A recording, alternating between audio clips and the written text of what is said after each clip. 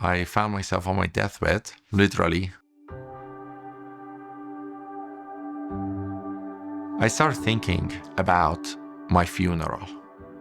And I realized I actually never lived a life that brings that passion to reality. And this was 10 days before my 27th birthday. I was like, wait a second. If you get a second chance to life, I'm gonna live my passion. I'm gonna live my purpose. I was living in Iran, and with an Iranian passport, it's very hard to travel to a lot of countries. And I was like, okay, I really need to get myself to a place to be able to have a different passport and learn English so I can become an international professional public speaker. I decided to move to North America. I moved to Canada. This is right after 2008 recession. In 2009, suddenly I found myself being here in North America. No job, no family, no friends. Well, let's go get a job. And I couldn't even land an interview. I was dropping off my resume and applying online and everything I could. And not a single person got back to me. And why would I think like somebody is gonna get back to me? And I really resonate with that, myself being an immigrant, not from Iran, but from Australia, but coming here with nothing. And that morning, I woke up and I realized that I've been insane. You know, the definition of insanity is doing the same thing over and over and expecting a different result. But at that point, I realized that either I'm gonna do it or I'm gonna be homeless. This mindset shift happened for me that was like, if you don't give it to me, I'll build it myself. That day, I decided to start a web design company, which required zero money down, right? Just required a laptop. I didn't know anything about web design. I have MBA in online business, so I knew like how online marketing works. The very same day, I started a group called Vancouver Business Network. I said, instead of being a new immigrant who can't speak English, who doesn't have any samples of jobs, I'm gonna position myself as the founder of Vancouver Business Network, who just so happens to be a new immigrant. And I created a meetup group called Vancouver Business Network.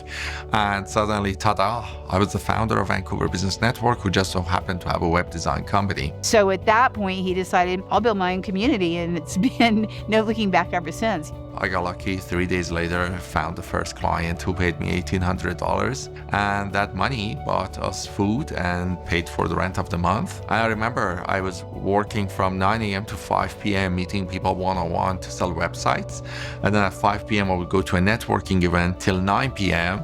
And I would network with people to find people to sell websites to. And at 9 p.m. I would go home and eat dinner and would start learning web design till 3 a.m. Would wake up again the next day and I would go to network 9 a.m. to 5 p.m. to sell websites. And that's how I built my web design company. I just love how he has built everything, and the community that he has around him is very inspiring. And one morning I woke up and I realized that I'm bleeding internally. And I was rushed to the hospital where doctors realized that I lost 60% of my blood. If you lose 25% of your blood, you're at a massive risk of getting a deadly heart attack. And I had already lost 60% of my blood. The doctor came to the room and they said, normally we need to open you up at this stage to stop the bleeding, except that you don't have enough blood for us to open you up. So all we can do is give you blood transfusion and see if the blood that we are giving you is faster than the blood that you're losing. And if by any chance you're still here tomorrow, then we'll consider doing a surgery or something else, depending on the situation. So they connected me to the blood transfusion, and I found myself on my deathbed thinking about my funeral. You're gonna have people come to your funeral. How are they gonna remember you? I realized at that point that I had a much bigger calling, and I wasn't making the impact I was supposed to make in people's lives. I wasn't changing people's lives. I wasn't doing anything that I actually was passionate about. I was not following the dream. To that point, I realized literally to that point, I was alive, but I never lived. I never lived through to my heart. I never lived through to my passion. I never lived through to things that I wanted to see. I have an interesting passion. I like to see this light, like the aha moment light in people's eyes. When they get this aha moment that you know that they're gonna go change their lives. He hugs heart to heart. He's very heart-centered. And I knew that my passion is to see this every single day, to experience seeing this in people's face, that I experience this every single day of my life. I was like, wait, if you get a second chance to life, what are you gonna do? And I realized if I'm given a second chance, I'm gonna live my passion, I'm gonna live my purpose every single day. And at that point, I didn't know what it's going to be. I didn't know how I'm gonna do it. I just knew that I should do it. And that night, I decided that I'm gonna make a difference in the lives of 100 million people before I die. I still didn't know how, but I knew that that's what I have to do. I knew that that's my calling. And I got lucky. My bleeding stopped out of its own.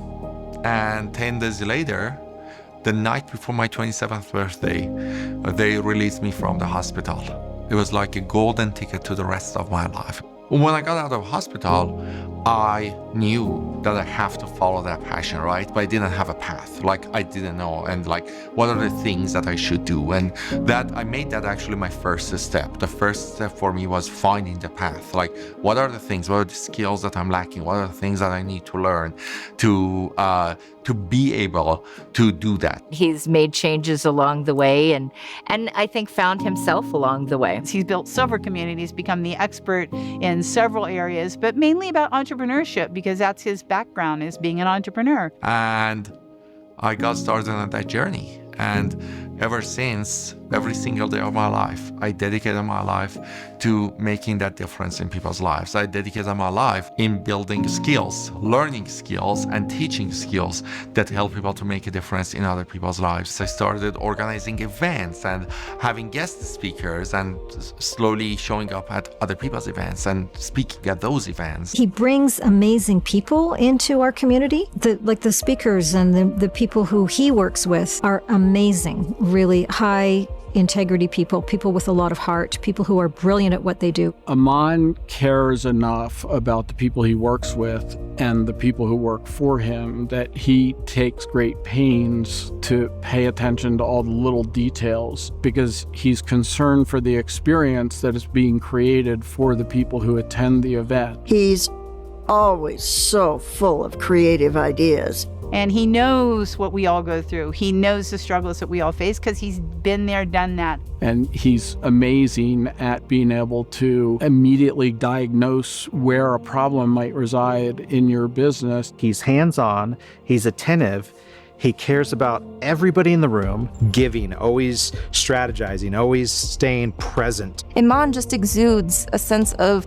love and compassion and empathy and support. It's just who he is. His belief is that together we rise. And today, I get to see that light in people's eyes every single day on the aha moment of things they learn about themselves and the things that they can do and the way that it changes their lives. And he is one of a handful that truly, authentically shows up on stage and off stage as the same person. He ensures that you have what you need to step into your greatness. He attracts heart-centered people who really lead with compassion and caring. Being able to connect with his story and seeing how far he's come and the difference that he's made makes me think that for me it's also possible. I think Iman has definitely been part of that leading charge of this is what coaching should be like. But every client is now able to reach more people in the world with their message. That's a big part of Iman's heart, is knowing it's not just about the clients that he has, but it's all the people they can help in the world. So that's the ripple effect that not only is he creating, but he's creating that mentality. I know I can help 10,000 experts who have the skills, the ability, and the heart to help 10,000 other people. A coach is actually a person that can ask people the right question to enable them to find the answers from within. It's his heart that shines through, and the moment you meet him, you know that. I would say that in our industry, entrepreneurs kind of fall into one of three categories. And one of those categories is, can you do this for me? Then there's this group who's a bit more advanced who are like, yeah, I'll do it for you, but you're gonna have to pay me. Then I think there's this group that is probably the smallest that Iman fits into, and that is that group that just wants to give. They're about, what can I do to support you? because they understand the value and importance of relationship. And I think that if we really do that as an industry, there's been such a shift where marketing has really diminished from the value that experts can provide, because there's people that are really good at marketing that are not focused on the transformation, where Iman really focuses on what is the transformation that we can provide. And as long as we focus on that transformation, the money will follow. And in the long game, the relationships are much more rewarding than going after the fast dollar.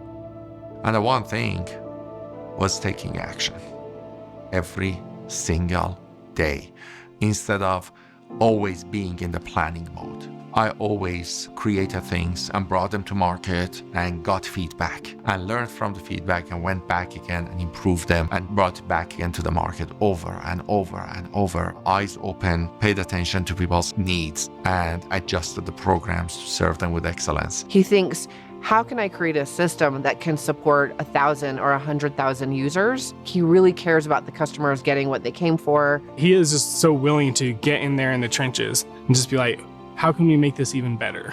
We have this thing called entrepreneurship rules. First 3 are these.